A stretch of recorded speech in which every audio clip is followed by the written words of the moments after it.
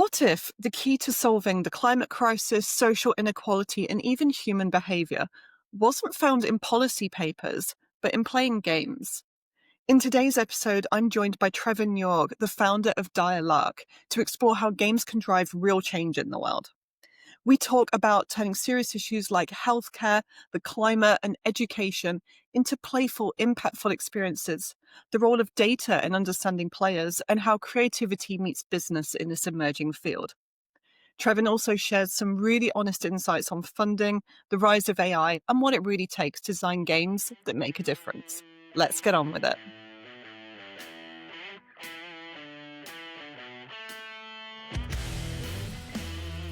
Hi, everybody. Welcome to the Goth Boss podcast. Today, I have my friend Trevin York with me. Trevin is the founder of Dire Lark, and they are a Games for Change company based right here in Edinburgh. Thank you for joining me today, Trevin. Thank you so much for having me. Could you please introduce yourself and a little bit about what you do at Dire Lark? Yeah, absolutely. So, as you already mentioned, I'm the founder and director at Dire Lark, a game design for change studio right here in Edinburgh. And we do essentially three things. We design, we do game design for change. We, second, help other organizations and game studios do this work as a sort of co-design, co-developer.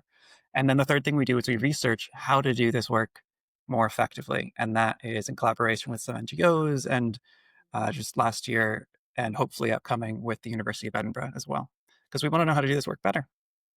Awesome. And so, Games for Change is something that's quite new to me. And I'm sure it's going to be quite new to a lot of people in the industry, because most of us, when we think about the games industry, we think about box games, those games that go on Steam or they offer your PlayStation, and that mostly just the consumer market, right? Yeah. What does Games for Change mean, and what are the kind of people you work with? That's a really good question, and it can be a big question. So again, stop me if I start to answer too bigly, because you don't really hear about, when you think about other entertainment media, right? You don't tend to hear films for change or books for change. Although if you look it up, those organizations do exist now.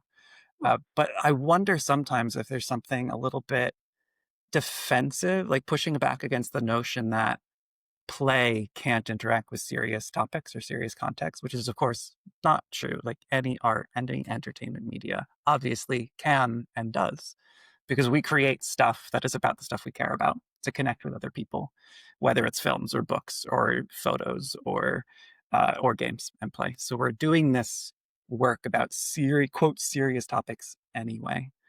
So then on top of that, there's this, I think, very alluring notion that interactive media, games and play, can have a transformational effect on players that perhaps non-interactive media might struggle to, which I think maybe we'll touch on more in a little bit. But the short version is there's growing evidence this might be the case, especially for many contexts.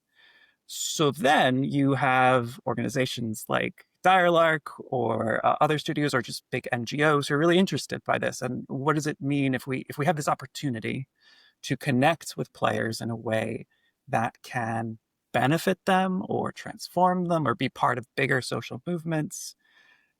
Maybe that's a really exciting opportunity. So, if you look at the Games for Change nonprofit organization, which runs the Games for Change Festival in New York every year, they would define Games for Change as games with the intention of any type of social change. So that could be raising awareness of social issues. That could be building empathy across communities. That could be education around important topics like certain types of mental health awareness or training or education. It could be just education games, like how do we improve education outcomes in a specific domain. And that is all, I think, important and valid. I think my own career has been a little bit more focused in what we might call transformational games, which are games designed with the intention of changing players in a specific way that transfers and persists beyond the play of the game. And that's a definition coined by Sabrina Solba of Shell Games and Carnegie Mellon. And it's just a definition I like to describe what I do. That's super interesting. And so you mentioned a bit about like healthcare implications, but I know we've talked previously that there's sort of climate or finance Yeah. or other industries as well. So could you talk a bit about sort of what overlaps there are between those, if Yeah. there's similarities, but also what the differences are, because they're such different topics, right? Yes, you're right on both counts. There are absolutely overlaps in the approaches, and then there are some really big differentiations. I think to start with the similarities, maybe one of the places to start is why might you even consider using games and play that, like, if you bring the toolkit of game design to these domains, why? And some of the common answers across these domains, finance, health, climate, are first off attention, right? A lot of people play games in the world. That's just a fact. When you think about where people are spending their time and attention, games and play are a huge percentage of people and a relatively large percentage of time. When you think about, like for example, one stat, it's a little bit fuzzy because it's hard to count, but maybe about 3.5 billion people play digital games specifically. When you talk about not digital games, it's like most people. Not digital games would include sports, it would include board games. Play is part of who we are. So attention is there. When you think about something more concrete, like, for example, Candy Crush has something like 270 million players every month. That's, several small countries worth of people. So if you want to harness and bring attention on something and you feel like a topic would benefit from attention, games and play are a really good place to start to look. But there's some other benefits that games might also bring. For example, real-time differentiation. If you show someone a documentary, it's going to be the same documentary that everyone watches. If you potentially design a game about something, then the game can change challenge levels or change focus. Your games are interactive. They respond to how we play. So you're differentiating the experience based on the player's choices. You can also gather data based on how people are playing. And I don't mean this in like a big, huge, like corporate data extraction way. I just mean like, I worked on a project called Thrive and Shine over a decade ago, which was about improving uh, financial capability. How do we help students and young adults help? How do we help them gain the behaviors and skills and knowledge they need to comfortably and with less anxiety and stress navigate adult finances, like finances for the real world? And one of the things this game did is it would watch the decisions and behaviors and ways that people were playing to face the challenges of the game, and it would highlight different approaches for the players, and it would highlight those for teachers and educators so that the teachers and educators would have some indication of what these different players' level of understandings on these different financial topics would be. So the challenges of the game would all map to specific pieces of knowledge and behavior that are important for financial capability. And the educators would see the approaches players were taking, and then they can go to the student and go, hey, I think maybe you need this support, or maybe let's have a discussion about this decision you made.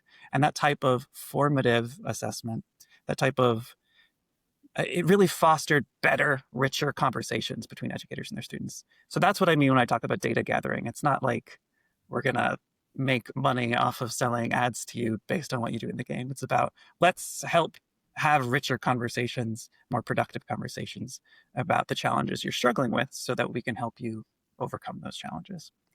And then part of that also is, again, a thing that games and play can bring to all these contexts is reframing overwhelming contexts. Finances can be really stressful because they're really important and really hard to discern. Healthcare can be really stressful because it can be literally life or death, and also really hard to discern what the best action would be, right? That's a conversation between you and medical providers and medical experts, but also in some countries, a conversation you have with insurance providers, and then you're trying to figure out how you're funding your healthcare and which decision means what for your finances or for your health outcomes. And then it feels really high stakes. And then also with climate, it can feel really high stakes. It can feel really over all of these. When you have something that's really important and really hard to understand, it becomes overwhelming. And when something is overwhelming, it's really hard to deal with. That's just human nature. Humans are designed to run away from overwhelming stuff. In a lot of cases, that's good and healthy. Like if you're surrounded by wolves, you should run away. That's overwhelming. You should leave. When it's something like healthcare or finances or climate, you can't run away long term, not as a society, not as a group. So if we can take these overwhelming contexts and shift them into a playful context, it provides people an opportunity, a often very welcome opportunity where people are really eager to dive in and explore these systems and explore cause and effect and play with different choices so that they can become comfortable with what all these choices mean and what all these relationships between cause and effect mean. And then they can take that more comfortable understanding back to their lives. And so, yeah, so all of these things can be really good reasons to bring games and play to these domains. One thing I wanted to ask you about the data side, actually, because that Yeah, to me was really interesting, because especially if it's something for educating children or young people, people get a bit wary of like yeah, collecting data. But I can see how that's really helpful for teachers, because every child is different, every human is different, and how we approach things is different. And so having someone's unique answers, it's almost like those personality profiles that you can do yeah. for work or as an adult, but you're going to get that inside scoop for how people think about their finances and answer more their specific questions. So I think that's super valuable. You've mentioned like obviously climate, health, finance, so many different areas there. Do you have some examples of like where this has been used, or maybe some meaningful projects just to help people understand more of like a real world context? Yeah, absolutely. And to your point on data, you're absolutely right. And it's really important that any project that handles this really pays attention to the policies and regulations that are intended to protect people's identities and behaviors. This is important in any domain. It's incredibly important when you're dealing with health, for example. Like it's so important to protect health confidentiality and so the projects I'm going to mention are doing that. So, for example, I think a good example would be Sea Hero Quest, which is made by Glitchers, another incredible studio here in Edinburgh, which is tracking cognitive health through gameplay. Now, I think something that I really admire about Glitchers as a studio is their history and their deep expertise in working with academic teams to really round their approach in academically rigorously validated methodologies. So they understand what they're doing, why they're doing it, and they're also working in line with best practices for data management so that they can make sure that they are being a helpful force rather than something that could in any way be predatory. And they themselves, as far as I understand it, have been responsible for publishing. They've been part of publishing a number of peer-reviewed academic works, which is only possible when you have that kind of close collaboration with academic research teams and academic teams, and then the game development expertise to integrate with that. So I think that's really exciting. When it comes to maybe something more climate, I have a small part in a really exciting project, which is mostly driven by Sea Monster Entertainment, they're based in South Africa.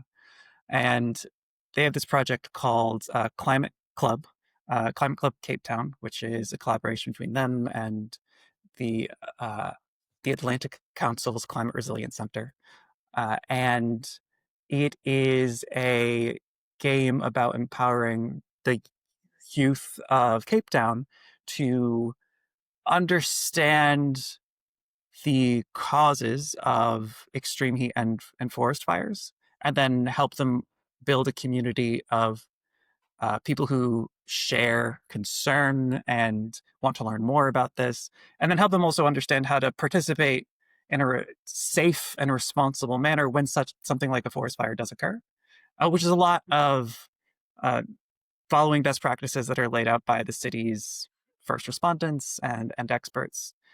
And the design development of this game is a good example of, again, if you were irresponsible in this, if you were approaching this domain without a careful consideration for how your game might impact players.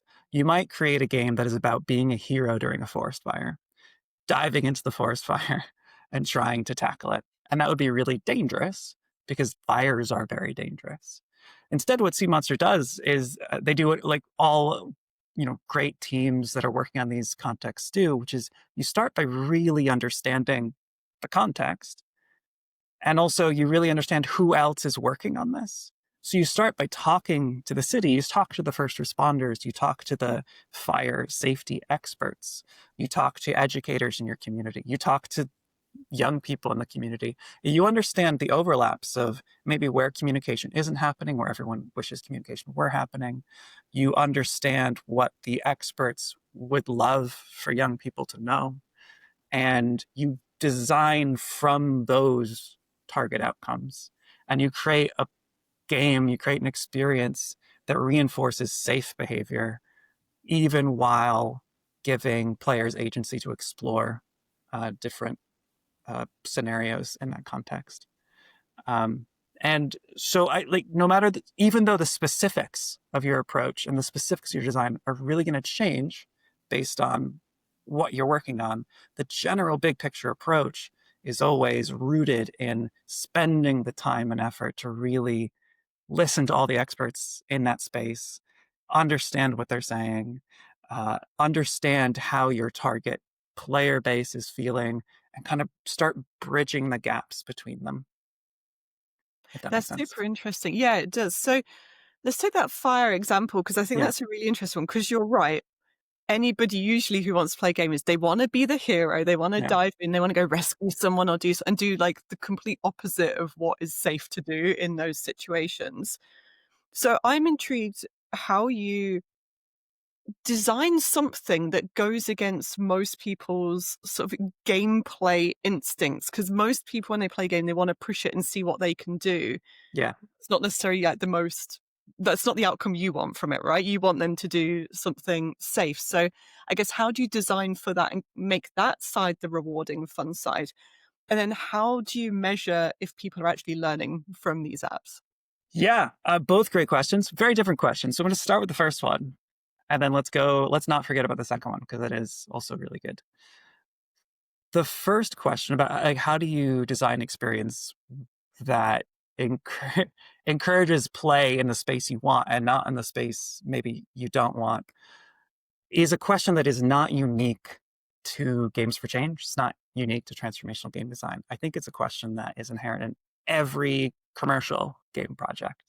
And there's some interesting, I think, maybe famous, notorious examples because every game has this challenge of players trying to push the boundaries, players trying to see what they can get away with, players trying to break the game, which in many ways can be really fun. Mm. The most successful examples are one where you create what designers would nerdily call a possibility space of what is possible in the game.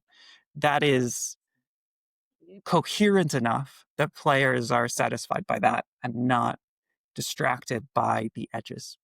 So I think one famous example maybe is the original BioShock, Mm. which knew that players really wanted to go outside of the bounds.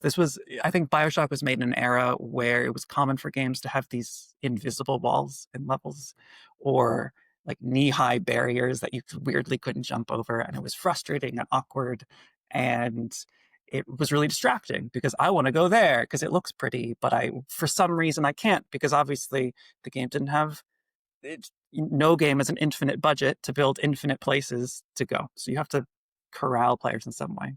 So and I've talked about this, I'm pretty sure during their GDC talks at the time, their solution was to stick the game underwater. Because if the player sees that outside is water and they can't breathe there, they no longer attempt to go there. It makes sense. It's coherent in the fiction, it's coherent in the play space. So that's a really, I think, famous example, but the principle applies to every game project. If we have the time and resources, we're really thinking about elegant solutions to that challenge of letting you play in the sandbox without you getting distracted by the inevitable edge of the sandbox. Mm. That's a really interesting. I never knew Bioshock was like only underwater for like that reason. That's one of the considerations That's for one of the doing. considerations. Yeah. It just feels like it should have always been underwater because it Right. just makes sense. Yeah. That's so interesting. And then, so the other part of that question I asked was Hmm. about how you're going to measure impact. So, how do you know if you're making sort of a playful experience or a game, however you want to describe it, about learning what to do in the case of a forest fire? Yeah. How do you know if people are actually learning from it, if they're engaging with it, and whether they're taking away the right things? Like, how do you measure impact and success for these projects? Yeah. So there's a few levels of rigor, and not every project needs to be the most high. Like if you consider the ultimate best in academic rigor, which would pass peer review, that's incredibly valuable. And would really help move the entire field of transformational game design forward. But of course, not every project has the onboard resources or expertise or just ability to pull that off. That also can take a lot of time, like calendar time. Mm. So not every project necessarily needs to start there. What I do think every project does need is some sort of feedback loop to help you understand whether or not you're moving towards your target outcomes. And I would really argue that most game development teams do have that expertise because you're already doing this when it comes to playtesting. Every game, you've got your goals for what you want the game experience to be like, to feel like, to play like. And when you're playtesting, you're designing your playtest as experiments to measure how close you're reaching those goals. And you're thinking about what can we observe about player behavior in our playtest sessions that will give us an indication of whether or not we're reaching our goals? And what can we discuss with players afterwards if we're chatting with them to help us understand their thinking? And that, I think, is like the first level, and that is incredibly important and incredibly valuable. To help you, even during development, figure out if player attitudes are shifting, player sentiments shifting, amount of player knowledge is shifting. You can do a lot of pre and post questionnaires where you're like, what do you think about this? And then after they play, what do you think about this? And you can measure the differences um, in what players say. I think the next level up would be to kind of stealthily integrate that kind of pre and post structure into your gameplay itself. There's a project I've been working on for over a decade now called the Bite of Reality. It's the Bite of Reality experience, or the Bite of Reality game, which is a physical game played in a room augmented by a digital app. Hmm. And it's run by the Richard Miles Johnson Foundation. And it's a game about financial capability where students get to pretend to be an adult for a day. And they are given an adult persona, and they're thrown into a room staffed by volunteers at different stations, and they get to try to buy a car, get a home, buy food, go shopping, and their goal is to not go bankrupt. Mm. And it's a really fun experience for, I think, for a student to pretend to be an adult, because I remember when I was that age, just all I wanted to do was be an adult. And it's a really exciting experience for the adults to watch the kids often go bankrupt, because it's hard to comprehend how little money and a monthly paycheck is. When you're a student, that seems like so much money until you Mm. realize that money in isn't the whole part of the story. It's also money going out. And so that's exciting. It's an exciting, like, it's an arc of an experience of a student getting to practice being an adult. They go bankrupt, they backtrack, they refund their sports card so they can pay for housing, and they have a discussion afterwards. And for that experience, we have pre and post test tracking on every single player. So we've been able to track over the last 10 years, and we have a nice database and dashboard where we can kind of generate reports and track this. And we can see how attitudes and sentiment and education around these topics shifts over the course, or from before the game and after the game. And we can potentially make decisions on updates to the game based on that information. And I would say that's a really great middle ground to help. And again, that pre and post is really laser focused on what our target outcomes are. So obviously it's important to know exactly what you're going for. And then the last one, as I said, is you work with an academic team to design actually validated measures that are peer reviewed themselves. And then you choose the appropriate measures and you do actual proper analysis with trained researchers. And that is the gold standard. And we do that something. Last year, This year in April, I worked on a project that was published by Playing for the Planet, where I worked with researchers from with Dr. Amy Roger from the University of Edinburgh, and we were tracking how the Green Game Jam games, which are games releasing content for related to the climate, we tracked something like 56,000 players to see how their attitudes and understanding of the specific target climate related outcomes were shifting over the course of playing this climate related content. And then we published a report on what we learned, what seemed to be working, where best practices maybe could use some updating, and what we wanted to learn more about in the future. And that is slower work, but it's, I think, really exciting work. And that's why I like to do the research work, because we get to all learn together about what works better.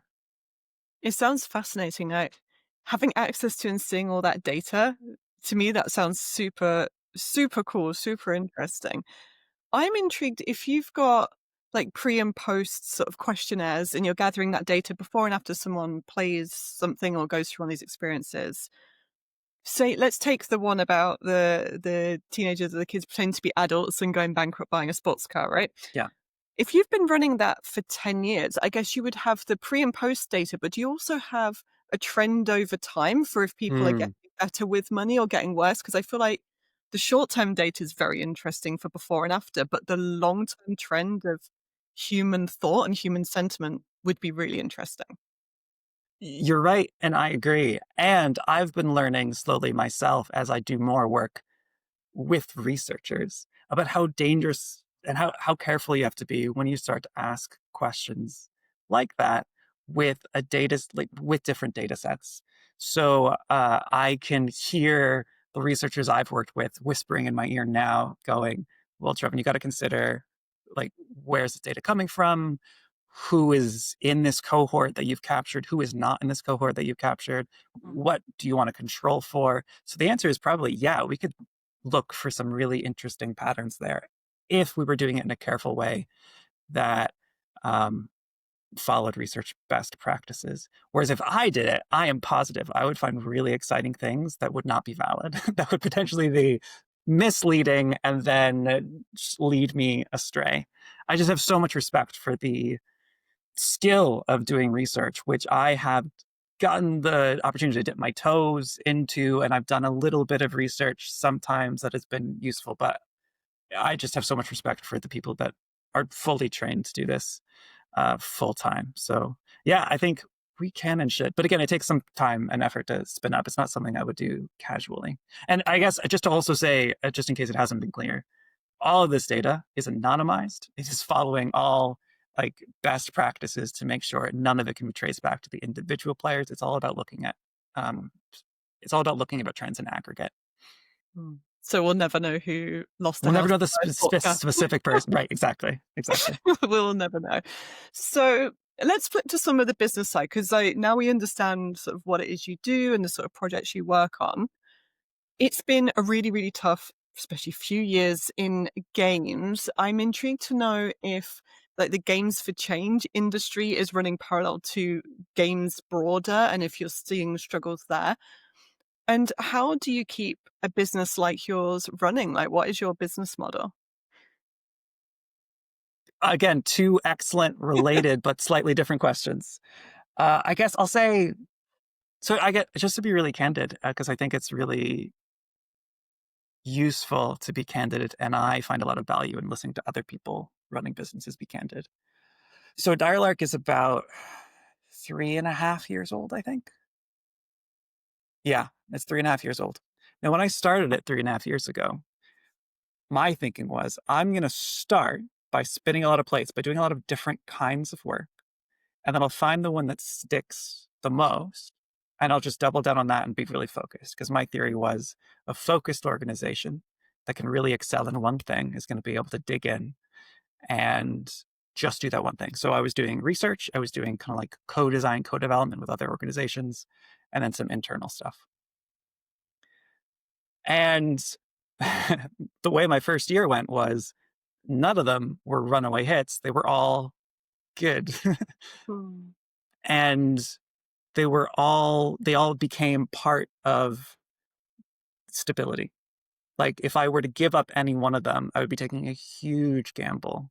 Whereas by kind of dividing time, kind of counterintuitively to my original theory, I seem to be able to weather the turbulence of the industry a little bit better, because there are months where I don't have research work, where it's like research funding months, where it's time for fundraising around research and I'm not getting paid to do research. We're instead working on funding the next research project.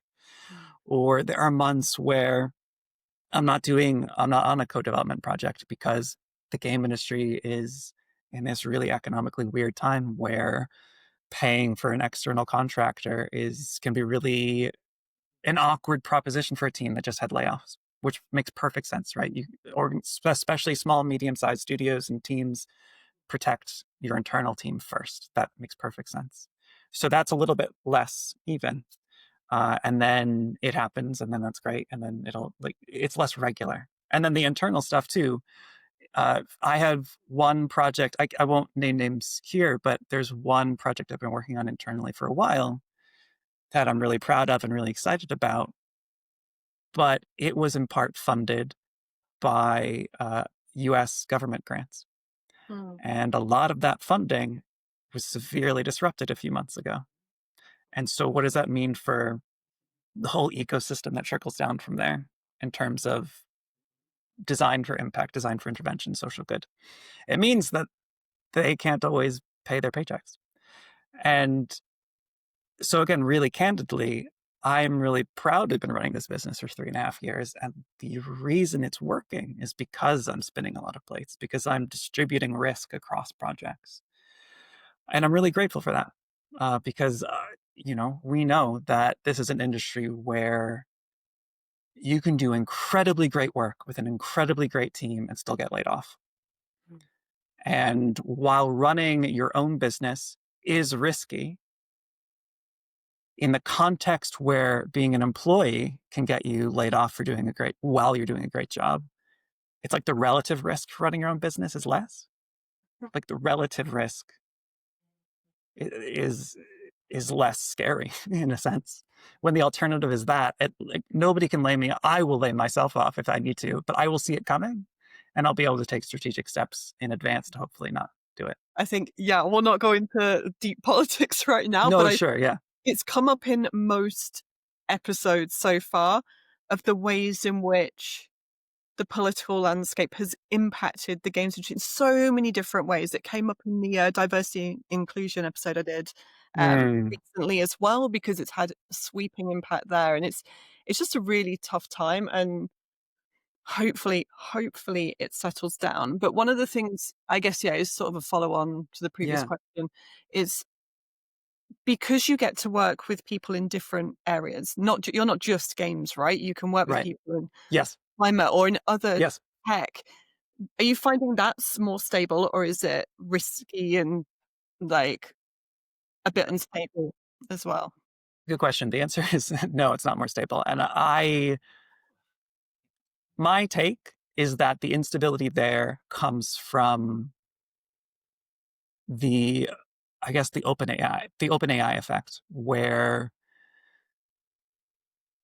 this large language model, not just like specific targeted use cases for large language model, but like the OpenAI story of we're going to make one model to rule them all that will rule the world and make us all the money. And if you don't get on board this rocket ship, you're going to get left behind. That very Silicon Valley centered narrative has kind of sucked up investment and funding from a whole lot of spaces where it normally would be. And it's not just that. There's also like international interest rates were higher than they had been, and there's a lot of other stuff going on. But I do believe that this AI framing centered in Silicon Valley has really been at the detriment of a bunch of exciting work that had been happening before. Now, I also really believe that, and I'm betting my career on the fact that this funding will return at some point in some way. Not just my general belief that generative AI as it exists currently is a little bit of a bubble, but just more broadly, the work that we're doing is good work that needs doing. And that work is not going to go away. When I think about climate focused projects, we're talking about it's not just climate awareness, right? It's climate mitigation. How do we reduce the harm to the environment? It's climate resilience. Like people are suffering from climate impacts right now all across the world. How do we help those communities survive? It's different types of climate interventions about mitigation and resilience. That work is just going to get more important every year. And the economic harm of not addressing these things is going to get more expensive every year. So I am, in a long term, optimistic is the wrong way to say it because these are serious problems. But again, this is worth doing that needs doing, where I see in the long term plenty of economic engines to fund this work. In the short term, very turbulent. But again, just like diversifying across projects in the game industry helps build stability, I also believe and have found in practice over the last few years diversifying across industries. So working with tech companies, working with NGOs, and then diversifying across countries if you can. It's not just UK. I've got clients in the EU and the UK and the United States. And I've done work. So I'm a senior fellow with the Atlantic Council Climate Resilience Center, which is a big nonprofit in the United States. And through them, I've done work in India. And they were the ones through which I work with Sea Monster in South Africa. People all over the world are working on this stuff. And being part of that international community is another way to keep doing the work that we want to be doing in a way where we also can pay rent. Yeah, keeping paying the rent is always a good thing, and it's not always easy at the minute for people, especially in games. I think your point on AI was super interesting, especially because you keep touching on climate and like Yeah. AI has such an impact on just climate. It's so resource intensive. I Yeah. do think you're right on the funding side. Sort of in the last few years, I've worked with investors, but also sort of I've seen a lot of VCs. I've been following a lot of what people are investing in, and you're right. It's pretty much all gone into the AI arms race. And yeah, you've got obviously OpenAI and the LLMs, and people think, oh, it's just a race for that, right? It's Right. about trying to get that to succeed, and like, oh, well, we get AGI. But I think there's also a deeper, more, I'd say, nefarious reason for the investment as well into AI is people often think it's just about doubling down on the investment that's already been made, right? Like these Yeah. companies have had billions and billions of investment into them. And so the investors need them to succeed because they've Hmm. sunk Hmm. everything into it. But it's not just about that. You see America working on AI so much, it's a powerhouse of AI, Yep. but as is China. Yep. And there is very much this theory that whoever wins the AI race wins the future. They Yep. win all wars, they win everything. Yep. And so it's not just about generative AI and these nice little LLMs, and maybe that will have a conversation with you.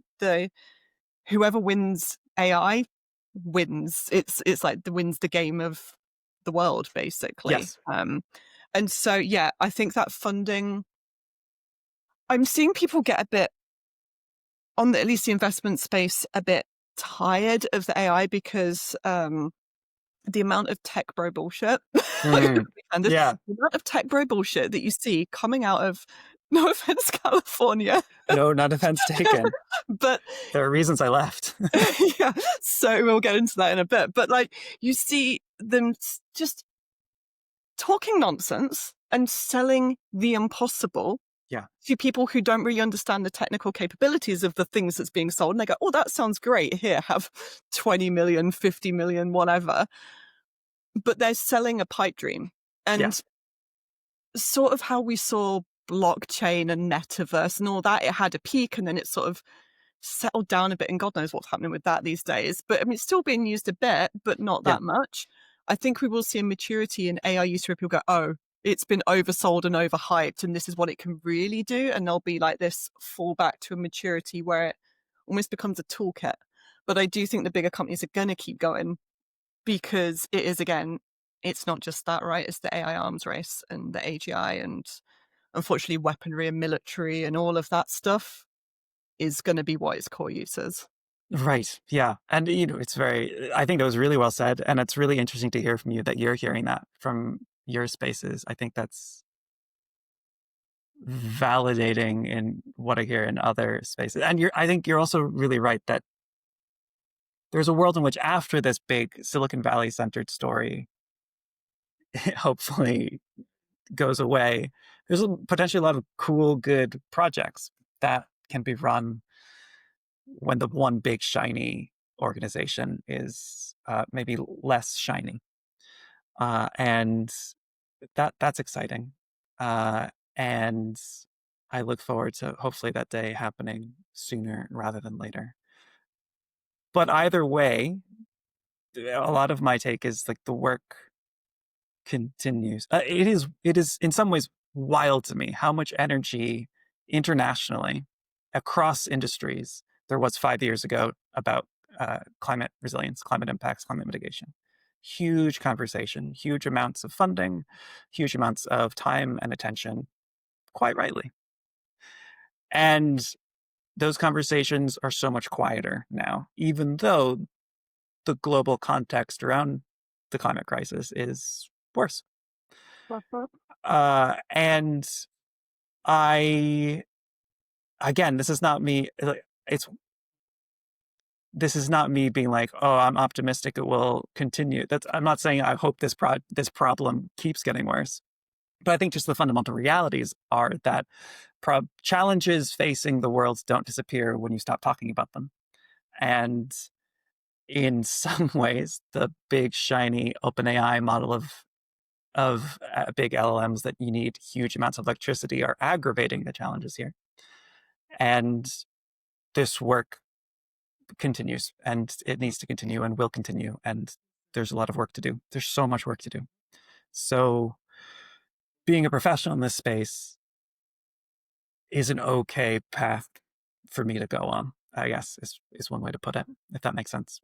Yeah, I think, yeah, there'll always be work for someone like you because making things more playful and more fun is what makes it engaging. Yeah. And other industries that are not historically in the play space are slowly catching on to that. We are seeing finance catching on to Mm. it. We're seeing all these other industries making things more playful or, again, more gamified, which is only a positive thing for someone like you because it just means Yeah. there's more potential clients out there that need to learn from you.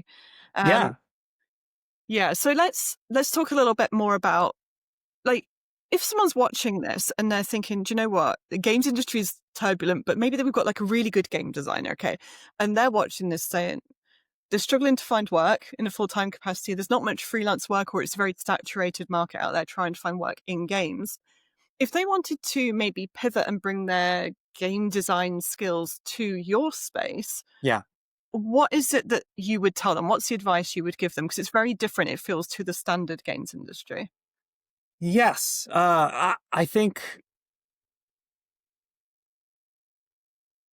it can be different from the standard game industry, but in many ways, I think I'd like to see those gaps close in many ways. I mentioned the Green Game Jam earlier, and I think that's an interesting and exciting space where those gaps are closing. The Green Game Jam is run by Playing for the Planet Alliance, and their method is to partner with studios who are running live games with large audiences, commercial games that are reaching hundreds of thousands or millions of players, and working with those teams to train them and support them as they release climate-related, environment-related content.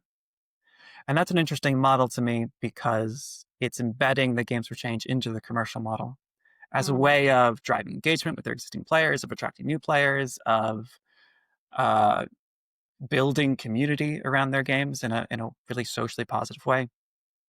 And it helps be a method of closing those gaps, right? We're training commercial game developers to do some really great work. There's also incredible organizations, again, like Glitchers and Sea Monster and Dire Lark, that are more focused on building experiences from scratch, which have a lot of benefits, obviously, because you can really, from the ground up, design your whole experience for specific target outcomes. So you can reach for more complex target outcomes. You can have maybe a higher rate of successfully reaching the players in the way you mean. Both of those spaces, I think, are starting to talk to each other more. And I find that really, really exciting. For a designer that's maybe less familiar or not at all familiar with design for change or transformational game design, who is an experienced game designer, I think there's two things I would say. And one is to look outside the game industry for the incredible work that has been done in other forms of design for decades, whether it's whether it's product design or education or like social design or organizational design. There have been discussions and books and arguments and writings, again, for decades in education. Like, how do we do this? How do we do this well? How do we do this using the tools in our toolkit? And a lot of those tools can be brought back to game design. That's approaches and processes and ways of thinking about how you intervene in a challenge that's too complicated to solve in one step. How do we go one step better instead of being overwhelmed by fixing something once and for all? Because in many of these big issues, you can't. It is impossible to fix once and for all. You just want to make it better so that the next project can make it better, and so that the next project can make it better. So I think that's a really important approach to understand and a really important direction to look for. I can name like specific books if you think that's useful. Yeah, sure. And then yeah? we can put them in the show notes as well. All right, cool. Yeah. So there's from the product design, there's Design for the Real World by Victor Papanek, who was a really successful designer who is writing a book about what does it mean to think about potentially the harms of product design, and then like how do we use product design to improve the world. There's Design When Everybody Designs by Ezio Manzini, which is about social design and social innovation. How do you draw communities and connections between experts so that you can not be a top-down like dictator of this is what everyone should do, but how do you help people help each other as a designer? A little bit more advanced, but there's Design for the Pluriverse by Arturo Escobar, which is how do we use design to create new ways of being in the world, which can be a bit abstract, but I think is really relevant for game designers because we're creating experiences where you get to be in a new way. And so I think that maps really nicely. There's Ideas, Arrangements, Effects by the Design Studio for Social Intervention, which is, again, I think maps really nicely to game design because we express ideas in gameplay through our arrangements of cause and effect. Like that's how rules work. So I think that maps really nicely. And then there's something I mentioned at the top of our discussion, which is Sabrina Solda and her definition for transformational game design. She's written the Transformational Framework, that is very specific to game design and a nice step-by-step guide on how Shell Games and how Carnegie Mellon think about doing this work. And then the second thing I would say to these game designers is there's the Games for Change Festival in New York. There's also a bunch of like-minded festivals all over the world. Definitely something more local to you. Find other people that are doing this work. Find organizations you think are cool. Find people that you think are doing cool work and, chat with them. I think this is I've found to be a really welcoming community. It's something that I found really useful as I've moved from California to Scotland, which is a big community shift. It's been really nice to meet people who are doing similar kinds of work. And I think people in this space might get really excited about chatting to other people who care about doing work that hopefully makes the world a little bit one step better, like I said. And when you're not alone, everything is a lot less overwhelming. And maybe not right away, but eventually those relationships are the kinds of things that get you work, I think. Yeah, no, that's perfect. Thank you. So I'll put a link to all of those books in the show notes and maybe the festivals as well so that people can find those. Amazing. Thank you. So I would love to know, like, what is next for you? What's next for Dire Lark? What have you got coming up? Yeah. So I'm really excited that I'm kicking off a couple of projects this month, but I can't actually talk about them yet because of NDA. Hopefully I can talk about them soon. But in the meantime, what I will talk about is that I'm really excited and glad to say that we're returning to the Game Developers Conference in San Francisco to run our climate workshop, I think for the fifth year. I think for the fifth year in a row. And that's a full day event at GDC where we put participants together in teams to learn about transformational game development for climate interventions. And then they put their learnings into practice immediately throughout the day with hands-on activities as they build a design pitch that they get to pitch at the end of the day. It's been really well received the last few years, which is why we get to come back. We have done this a couple times in other places. We ran it once in Montreal, once in Hyderabad in India at the India Game Developers Conference. I'd love to run this I'd love to run this closer to home in the UK or in Europe. So if anyone knows, if anyone can help make that happen, I know myself and the other speakers would love to do that. But if you're in San Francisco, please come. That will be March 2026 at GDC. And then the other thing I'm really happy to share is that we've just finished the proofs for the book that myself and Dr. Patrick Prax and Dr. Clayton Whittle are the editors of. And it's called The Game Needs to Change. And it's a collection of chapters from researchers, from developers, from designers who are working on sustainability in games and on sustainability through games, like the stuff we've all been talking about today. And it's full of great pragmatic recommendations and concrete advice for folks who are working in this space or who just want to learn more about what this means. And that'll be coming out before the end of the year. So if you're listening and that sounds cool or useful, you can pre-order that from the publisher, CRC Press. And again, it's called The Game Needs to Change. Perfect. I'm going to put the link to that. I'll make sure I get Thank that. you I'll again. put that in the show notes because that sounds like an awesome book, especially as like a collection of different people's Yes. insights as well. That's super awesome. And yeah, congrats on the GDC workshop. I still can't believe that you told me this just as we were having a catch up before, but 5 years running a workshop, like that's a really good run. I'm really proud of it. And I'm really proud of all the speakers that we've had participating to share their expert insights. Because we've got people, just really bringing tons of expertise to this. And we've made it better every year. And yeah, I think it's one of the things I'm most proud of in my career, genuinely. I'm really proud. Yeah, no, and it's lovely because it's work with purpose as well. Like it is helping make the world a little bit better every single time. And I'm sure hopefully someone will help you bring it to the UK or to Scotland. That would be great. Yeah, let's see if we can make that happen because that sounds so cool. I definitely want to come along if you do want to. Fantastic. Oh yes, absolutely. I'll let you know. Yeah, please do. So let's wrap up because we've been chatting for like 50 minutes somehow already. So where can people find out more about you and about your projects at Dire Lark? Yeah, absolutely. So there's direlark.com direlark.co.uk if we want to be British about it. That's good. You can find me on LinkedIn. You can find me at Trevin York at Blue Sky.